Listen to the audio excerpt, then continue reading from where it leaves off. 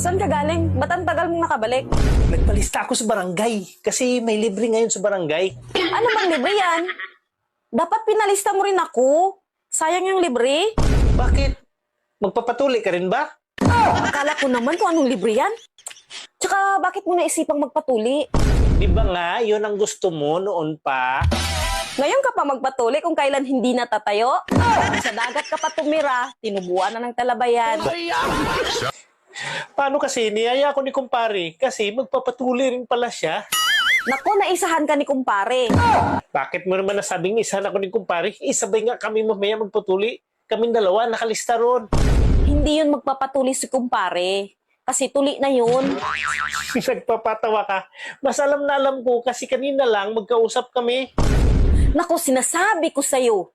Mas alam na alam ko kahit hindi pa sinasabi sa akin. Mas alam na alam ko kasi binata pa lang ako, lagi na kami nag-uusap doon. Naku, mas marami akong alam kahit minsan ko lang siya nakita at nakausap. Alam mo, nakakabalas ka eh. Ano? Parang mas marami ka pang alam kaysa sa akin eh. Bakit pinapakita pa niya sa'yo? Hindi. Pinapalo-palo niya lang sa mukha ko.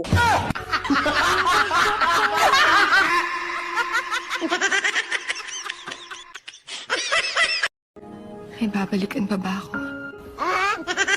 Wala. Pagkatapos mo kong ubusan ng ulam, babalik ka? Gutom na gutom ako. Pagbukas ko walang ulam. Ako na lang ang ulamin mo.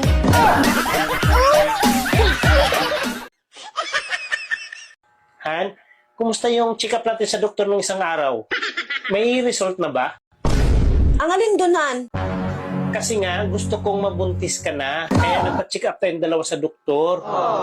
Ah, oo nga pala, Han. Kakukuha ko lang ng result kanina. At ang sabi ng doktor, dalawa yung result. Sa'yo at saka sa akin. Ah, hindi ko pa nabasahan eh. Sigurado ka, Han? Buksan mo na. Excited na akong makita. Hani ko ano yung result. Ah, sandali lang, Han ah. Nandito eh.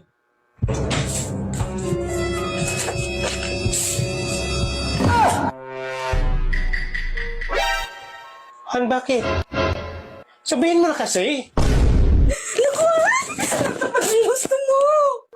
Ha? Anong result? Sabihin mo na kasi. Buntis ako!